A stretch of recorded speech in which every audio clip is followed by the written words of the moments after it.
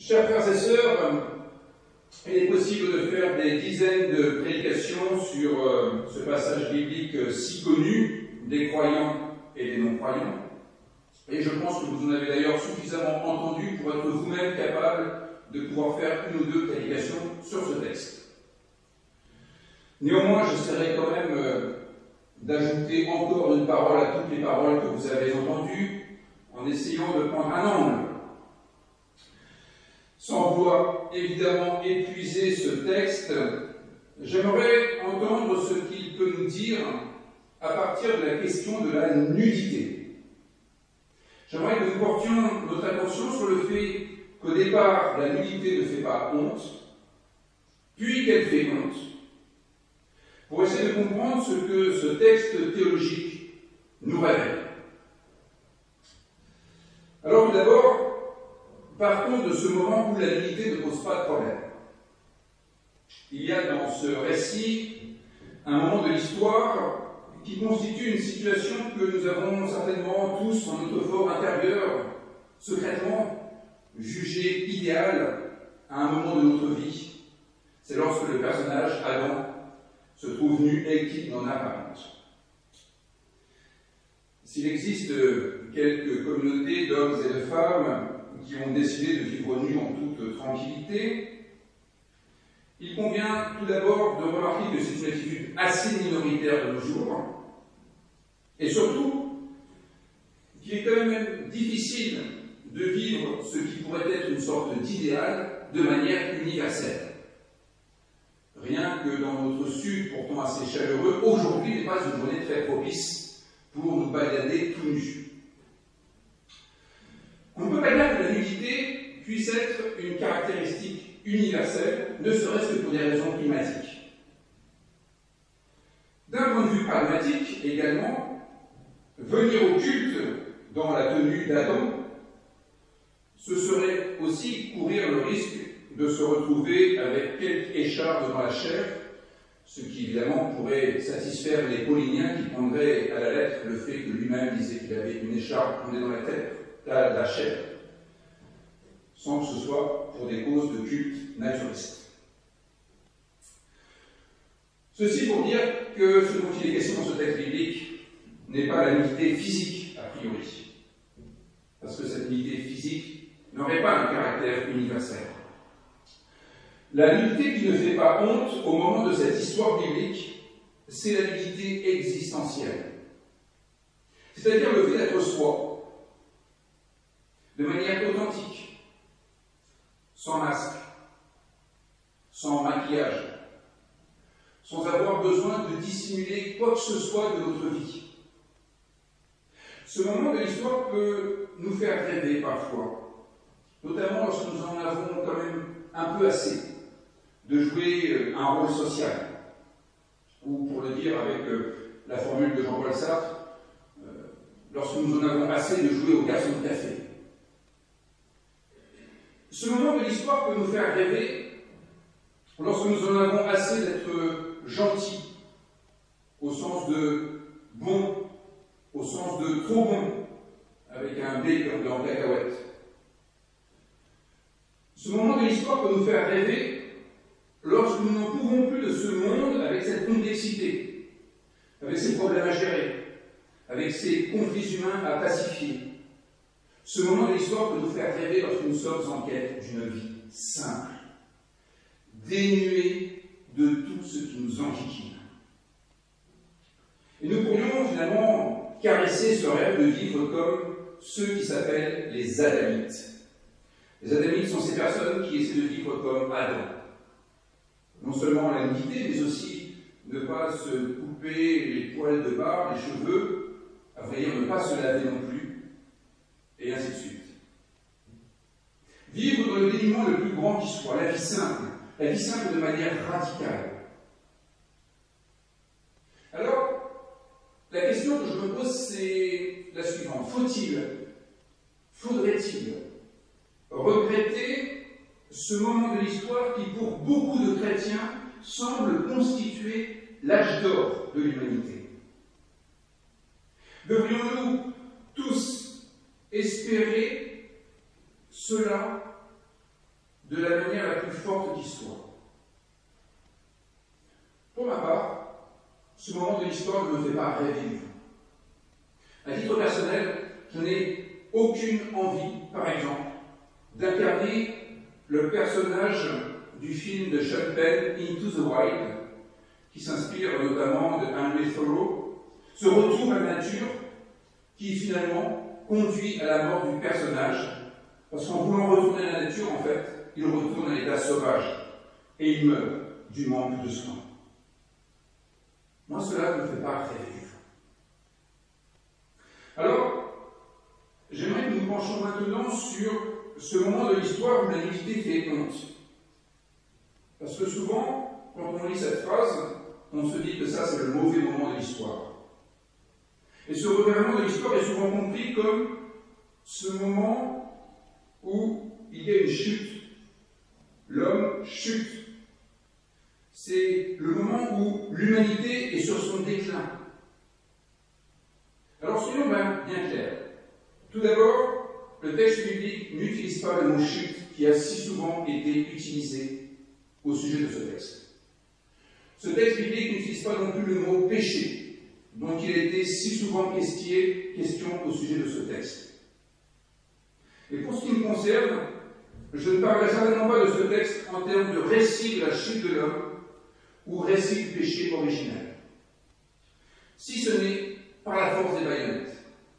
Mais il faudra monter jusqu'ici. L'opinion populaire considère que ce récit, à ce moment de l'histoire, décrit la chute de l'homme suite à ce qu'elle pense être un péché originel, dont la honte serait le signe, le symptôme. Mais pensons à ce que signifie la honte. Essayons de penser la honte comme un phénomène. Est-ce que la honte, c'est absolument négatif? Faut-il se scandaliser d'avoir honte, par exemple, quand on a commis des actes que l'on regrette, quand on a proféré des paroles malheureuses? La honte ne pourrait-elle pas avoir quelques vertus? Par exemple, la vertu de nous faire prendre conscience qu'une situation n'est pas vraiment satisfaisante et qu'elle mérite notre intervention pour que nous apportions quelques changements nécessaires. Faut-il vraiment avoir honte de la honte? Moi, je constate que, bien au contraire, la honte peut être salutaire, dans la mesure où elle participe à notre prise de conscience quand une situation exige que nous réagissions pour ne pas laisser les choses en état. Et après tout, le jour où nos adolescents commencent à avoir un peu honte de l'état de leur chambre, c'est quand même plutôt gagné. C'est qu'ils viennent de faire un premier pas dans la vie d'adulte. La honte est peut-être bien ce qui participe à notre prise de conscience qu'il y a des conversions à opérer dans notre vie. Alors qu'en est-il d'Adam et de la femme? L'idée que nous en faisons, avant de nous replonger dans ce texte, c'est qu'ils ont mangé l'arbre de la connaissance du Tov et du Ra, souvent traduit par le bien et par le mal. Ce qui d'ailleurs conduit à une compréhension morale. Ils auraient fait une faute morale. Mais ces termes seraient plus compréhensibles s'ils étaient traduits par vivable d'une part et par malheureux d'autre part. Lorsque Dieu est réputé avoir créé en 6 jours un monde dans lequel l'homme peut exister, chaque jour est scandé par cette phrase « Et Dieu vit que le monde était tov ». C'est pas qu'il était bon au sens moral, surtout quand il n'avait pas d'être vivant, c'est qu'il était tov au sens de vivable. La vie était en capacité de pouvoir s'y épanouir. Et ce que nous dit ce texte, c'est qu'une fois que ce fruit a été symboliquement consommé par Adam et la femme, ils se rendent compte qu'ils sont nus. Jusque-là, ils ne s'en étaient pas rendus compte. C'est comme s'ils ne se voyaient pas au fond. C'est comme s'ils étaient transparents l'un à l'autre. Jusqu'à ce moment de l'histoire, Adam et la femme étaient comme invisibles en fait. C'est ce que nous dit ce texte. Et à un moment donné, ils se rendent compte qu'en fait, ce n'est pas le cas. Ils ne sont pas invisibles. Et ils ont honte. Ils ont honte et ils se cachent. Ils se cachent derrière des feuilles d'un figuier, ils s'en font une ceinture, un pagne. Et ils se cachent. En fait, le texte hébreu ne dit pas au milieu des arbres du jardin. Le texte hébreu et la traduction grecque de la Septante disent qu'ils se cachent dans l'arbre, au milieu de l'arbre, au milieu d'un arbre du jardin.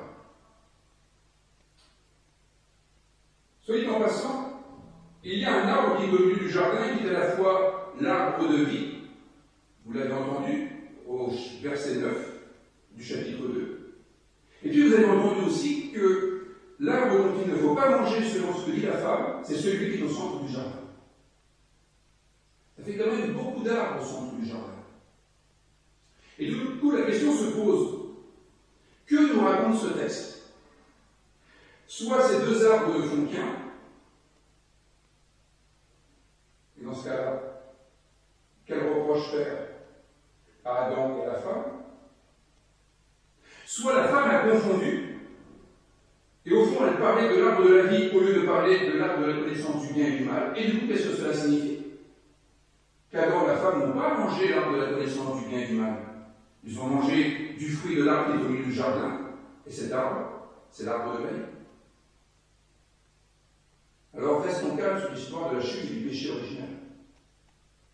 Dans les deux cas, où est le problème? Il n'y a aucune transgression de l'ordre divin, puisque c'est forcément l'arbre de vie qui a été consommé en fait. Si nous suivons le texte. Alors, peut-être serait-il bon d'être un peu plus calme sur l'histoire du péché originel et de péché qui se transmettrait charnellement de génération en génération. Même si nous faisons une lecture littérale du texte, il n'y a aucune substance qui pose problème dans ce texte. Mais revenons à la honte des personnages. Que traduit-elle indépendamment du fait d'avoir croqué un fruit? J'en viens à la troisième partie. Après avoir constaté qu'il y a un moment où la nudité ne fait pas honte, puis qu'il y a un moment où la nudité fait honte, j'aimerais vous montrer que le temps est venu pour l'être humain de devenir un être moral. Et pour cela, j'aimerais convoquer le philosophe Platon, avec un passage de son deuxième livre sur la République, ce moment où il raconte l'histoire d'un berger qui s'appelle Gyges, qui trouve un anneau sur lequel il y a un chaton. Et quand il passe cet anneau sur le doigt, et qu'il met le chaton à l'intérieur de la main, alors il devient invisible. C'est le mythe de l'invisibilité. Invisibilité dont je vous ai dit qu'elle était finalement une des situations de ce récit du Jardin d'Éden. L'anneau de Gyges pourrait nous faire rêver, devenir invisible. Ça aussi, on a tous rêvé. Pouvoir être invisible, pourquoi faire en fait? Pour faire ce qu'il ne faudrait pas faire. Être invisible pour faire des choses dont on aurait honte si on était visible. Être invisible pour mettre entre parenthèses le fait que notre vocation est quand même d'être un être moral. Et des fois, on en a un peu ras la casquette d'être un être moral. L'invisibilité pourrait être le plus grand de nos rêves. La Bible fait en sorte que ce soit le pire des cauchemars possibles. Cauchemar au sens où il ne faudrait pas trop en rêver parce que la possibilité de l'invisibilité, c'est finalement la possibilité de pouvoir faire des crimes et des délits en toute impunité. L'invisibilité, c'est ce qui nous permettrait de devenir irresponsables. Et ça, pour les textes bibliques, c'est ratate, c'est péché. Pas touché. N'importe qui, utilisant les réseaux sociaux de nos jours, sait à quel point les personnes qui communiquent derrière des pseudonymes, derrière des identités cachées, s'autorisent des paroles que, par exemple, le pasteur James Lee ne peut pas s'autoriser. Sinon, que penserait-on de lui, de l'Église protestante, etc. Mais par contre, ceux qui ont un pseudo s'autorisent les pires épidémies, en toute impunité, en tout sentiment d'impunité, car peut toujours retrouver leurs traces si on y prend un peu de temps. A contrario, nous savons à quel point la présence d'une personne, d'une caméra, d'un micro influence les réactions de quelqu'un. On se souvient d'il y a quelques années d'un ministre de l'Intérieur qui n'avait pas vu qu'il y avait un micro et qui s'était autorisé quelques propos sur les Auvergnats ou sur d'autres personnes. Ce que nous faisons tous, à vrai dire.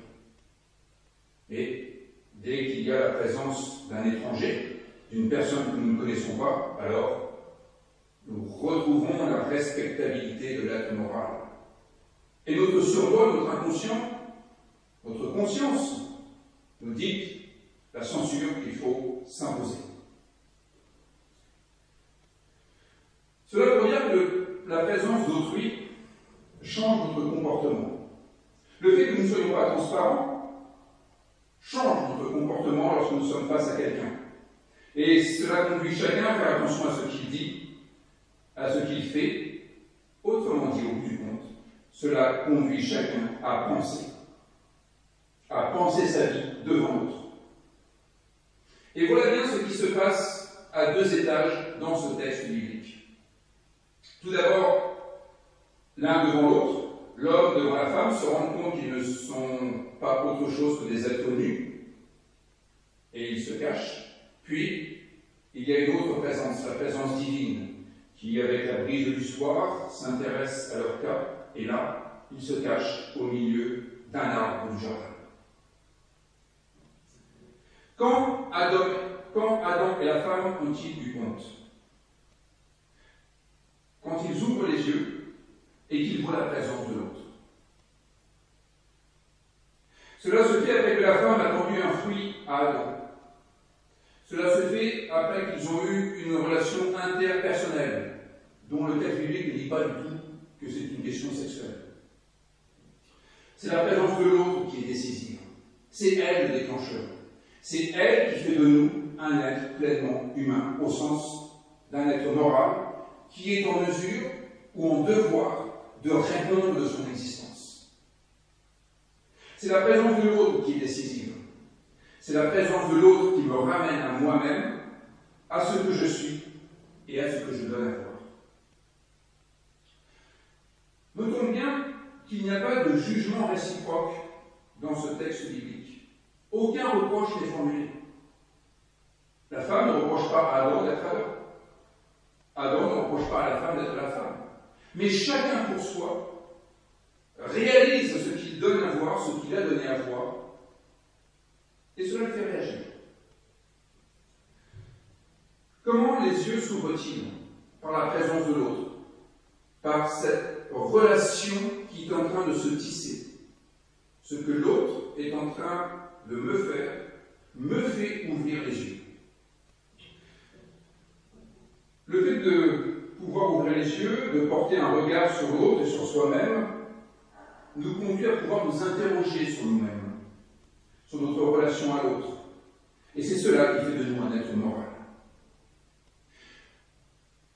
Quand les aumôniers protestants ont eu la responsabilité d'aller faire l'aumônerie pour les personnes qui, après la Seconde Guerre mondiale, étaient à Nuremberg pour procès et crimes contre l'humanité, certains aumôniers protestants qui ont fait vraiment leur travail ont découvert en fait que les personnes face auxquelles elles se tenaient n'étaient pas, au sens strict, des êtres moraux, car ils étaient incapables d'empathie. Ils étaient incapables de pouvoir intellectualiser ce que l'autre ressentait, éprouvait, vivait, subissait, endurait. L'autre était comme transparent, l'autre était comme invisible. C'est la présence de l'autre, avec de la consistance, avec de la densité, qui fait de nous un être moral. Ouvrir les yeux vraiment et prendre en compte notre environnement, cela fait de nous un être moral. Nous devenons un être moral à partir du moment où nous prenons conscience que nous ne sommes pas invisibles et que nous aurons à répondre à la question qui se pose désormais dans ce texte biblique: Adam, où es-tu? Où es-tu, toi? Et toi, là? Où es-tu d'ailleurs? C'est une question qui se pose à chacun de nous. et qui se reposera inlassablement. Ou pour le dire avec Martin Buber dans Le chemin de l'homme, où en es-tu? Comme toute parole de la Bible, la question est adressée à tout homme en tout temps. Dieu interpelle chaque homme. Où es-tu dans le monde? Et cette question n'est pas un jugement, c'est une question ouverte. Ce n'est pas un reproche dissimulé, c'est une question ouverte pour que nous prenions conscience de la place que nous occupons ou que nous n'occupons pas encore dans le monde. C'est la question qui est le moyen par lequel nous accédons à un degré supérieur d'humanité, en intégrant notre environnement dans notre équation personnelle et en ne notant plus nous-mêmes le point de référence. Où es-tu? Ça veut dire que ce n'est plus nous le référentiel. Nous sommes dans un lieu où nous ne sommes plus le centre de gravité. Le monde ne tourne plus autour de nous. Nous ne sommes plus le barycentre de l'existence. Le centre du jardin, je peux toujours y trouver ce qui me nourrira. Je peux même essayer de m'y réfugier. Mais le centre du jardin, ce n'est pas moi. Je ne suis pas le centre du jardin. Je ne suis pas le centre du monde. Je ne suis pas le point de référence. Nous devenions un être moral à partir de ce moment où nous nous savons intégrés dans un vaste réseau de relations dont nous ne sommes pas le centre de gravité. La question de Dieu n'est pas à prendre sous l'angle du reproche. Parce que Dieu serait l'instance qui nous reprocherait de ne pas être là où nous devrions être. C'est souvent comme cela que le christianisme a compris l'existence chrétienne. Et cette fameuse prière de repentance et d'humilité dont je vous ai encore parlé tout à l'heure. Dieu désigne ce qui nous rend capables de nous décentrer un peu de nous-mêmes, pour ouvrir les yeux sur notre situation réelle, pour ouvrir les yeux sur notre environnement, sur les autres, de manière à ce que nous puissions ensuite nous orienter et trouver notre propre chemin pour la suite des événements. Et c'est ainsi que nous pouvons comprendre les paroles de Dieu au moment où Adam et la femme vont entrer dans l'histoire de leur propre vie.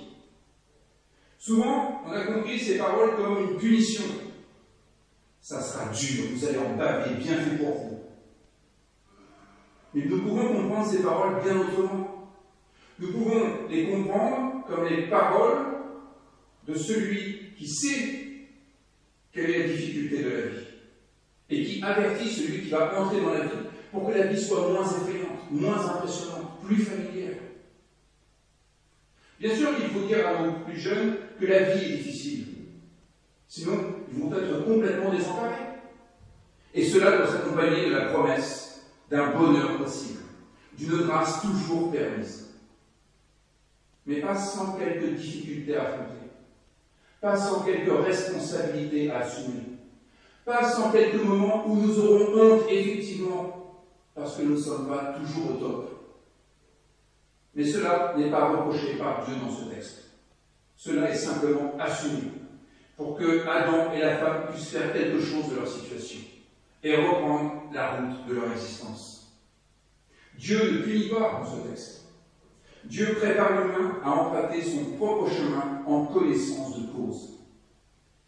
Il sort Adam et la femme des ténèbres de l'inconnaissance pour qu'ils puissent trouver un peu de lumière et ne pas buter contre tous les obstacles de la vie. Dieu est ce qui nous incite à ouvrir les yeux pour ne pas vivre dans un monde rêvé, mais pour vivre nos rêves dans un monde réel.